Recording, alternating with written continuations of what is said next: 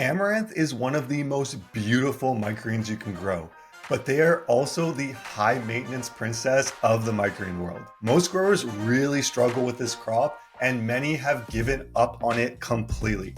But here's the good news. In this video, I'm going to show you how to master Amaranth microgreens from seed to harvest using everything I've learned after growing and selling over 250,000 trays of microgreens, building one of Canada's largest microgreens farms. Stick around to the end of this video as I'll be sharing my top 5 secrets for growing perfect Amaranth microgreens. Let's dive in. So why should you grow Amaranth microgreens? They are absolutely stunning. They have vibrant red stems and magenta red leaves that make any dish you put them on just pop. They also have a mild and earthy flavor, which is perfect for chefs who want the beauty without the bitterness or the strong flavors like some other microgreens. And because so few growers take the time to master them, you'll stand out immediately with chefs at farmers markets or having packaged product at grocery stores. Amaranth is the most beautiful microgreen you can grow, and it really shines added into mixes where there is a beautiful contrast of reds and greens. Also, Amaranth is a niche microgreen crop, meaning there's less competition and higher prices. Exactly what you want when you're building a microgreens business.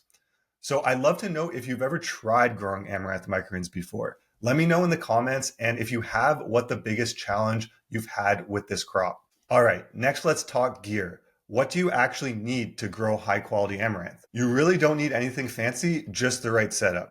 So the first thing you're gonna need is growing trays with holes. I recommend a shallow 10-20 tray. It's industry standard and just keeps things really simple. Bootstrap Farmer makes the best trays in the industry, so I definitely recommend using those as they are super durable and will pretty much last you forever.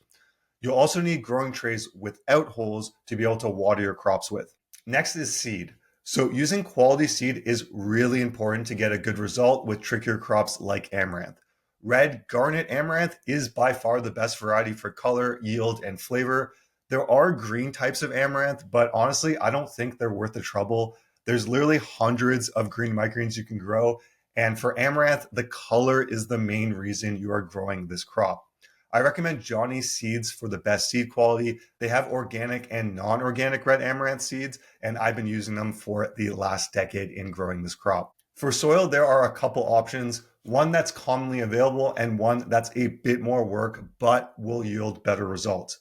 The first option is the super soil recipe using ProMix HP or MP with added organic fertilizer. The second option is to use straight peat moss with added perlite and the organic fertilizer. The reason I recommend the second option is if you have the ability to buy peat moss on its own, ProMix HP tends to cause more dampening off, aka root rot with amaranth, whereas in my experience, peat moss itself causes much less root rot. Either way you go, you'll definitely want to add in the Gaia Green 444 fertilizer to ensure a healthy, high-yielding crop. Without added fertilizer, you will likely experience quite a few issues with long-term crops like amaranth and basil. Next is vermiculite. This one is optional, but I find it really helps reduce mold growth, so it is well worth the small extra cost in my opinion. Next, let's talk about grow lights. So LED grow lights are definitely the way to go, and you'll want to aim for 18 hours of light daily for strong, vibrant growth. With amaranth in particular, using the red-blue spectrum, also known as blurple lights, will really bring out the deep reds, whereas a white-colored light will create a more dull red in the amaranth crops. The best grow lights I recommend are in the show notes below, along with the best sources of all the basic supplies you'll need. I strongly recommend using 3 grow lights per level. Amaranth really benefits from the additional light as it encourages faster growth and a more colorful and high yielding crop. So you definitely don't want to skip out on using the right lighting.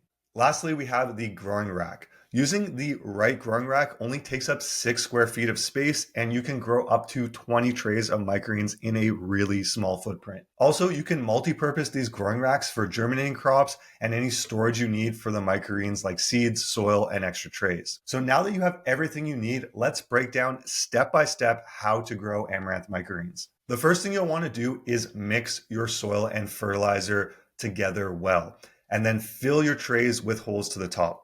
You can lightly level off the surface to have a flat, even seeding area. Next, you'll want to add the seeds to your tray. I recommend using 4 to 6 grams of seed per tray, And even distribution is so important. If your amaranth seeds are clumped together on the trays, that will almost guarantee that you will get mold. This is why I recommend using a seeding tool, as it greatly reduces any sort of clumping and evenly distributes the seeds, which will reduce the chance that you'll get mold on this very delicate crop. After seeding, you'll want to lightly top coat with vermiculite for moisture retention and to prevent mold growth.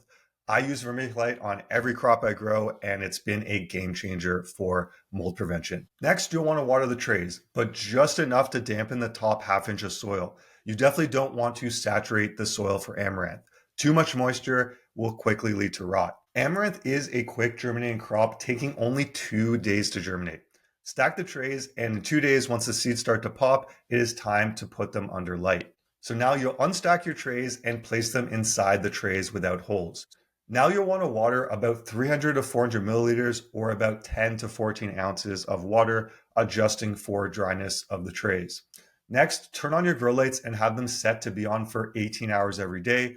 A Wi-Fi timer just makes this step a breeze. You want to keep your grow space decently warm, around 21 to 24 Celsius, or about 70 to 75 Fahrenheit.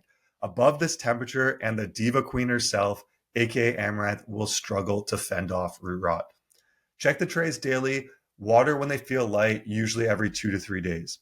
The more consistent your environment, the more reliable your yields will be.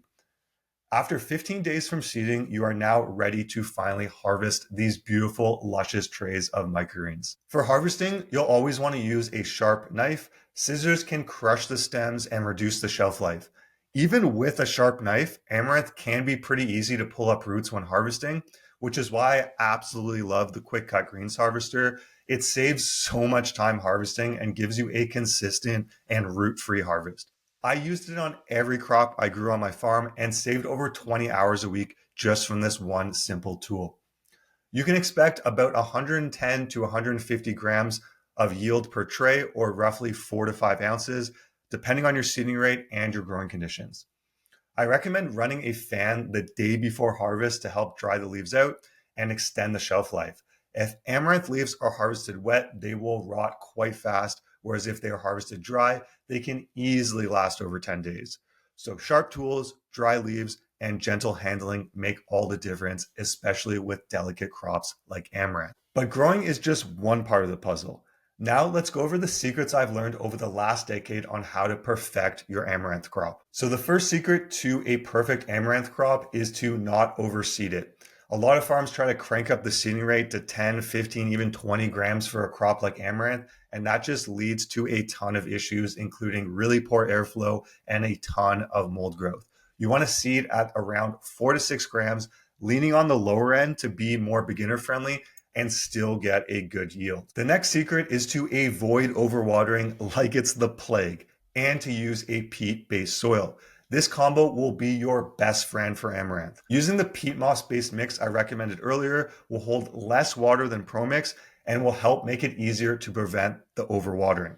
Also, many growers think adding compost will be beneficial for your crop, but for microgreens, and in particular amaranth, it is a recipe for disaster. Next, you'll want to use an oscillating fan for airflow, especially the day before harvest, to dry out the canopy and improve the shelf life of your microgreens.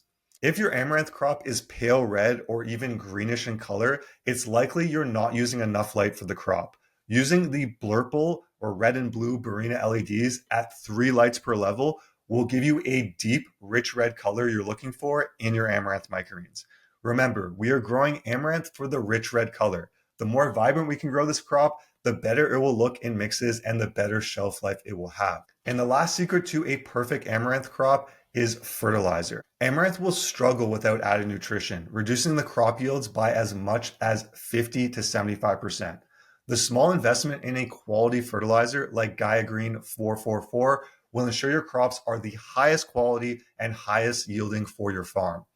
These small but important changes in your setup can mean the difference between a weak, pale, low-yielding green and a bold, vibrant tray that sells themselves by the product quality alone. Quick pause here. If this video has been helpful, hit the like and subscribe buttons. It really helps spread the word about microgreens. Starting my farm completely changed my life, and I'd love to help more people discover this path to freedom with microgreens. All right, Now that you've grown this beautiful crop, here's how to sell it the smart way. You can sell amaranth to restaurants and chefs in 4-ounce clamshells, which is the standard format for microgreens for this customer type, or you can add amaranth as 10 to 20% of a mix and guarantee that the demand for your microgreen mixes will skyrocket. You'll likely find that demand for your mixes will increase with just growing a few trays of amaranth to add in. The shelf life is generally 7 to 10 days, and amaranth is best stored in the warmest part of your fridge as it is slightly sensitive to cold temperatures. The fridge door is a great spot to store them. You don't necessarily need a huge volume of production with amaranth. You need to have standout products, and amaranth does that for your farm. It will provide you with a competitive advantage to all the farms that gave up on this beautiful and worthwhile crop to grow. So there you have it. You've just learned how to grow one of the most challenging, beautiful, and profitable microgreens out there. And now you have the tools to do it with confidence. And if you're new to microgreens, you can download my free growing guide, which is linked below. It is packed with everything you need to start growing microgreens at home and turn it into a profitable business for you and your family. Thanks so much for tuning in, and I'll see you guys in the next video.